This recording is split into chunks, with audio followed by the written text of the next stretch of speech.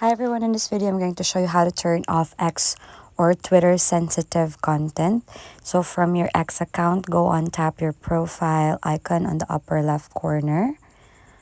So let's tap on it, and then next is to go to your settings, tapping that settings and support, and tap settings and privacy.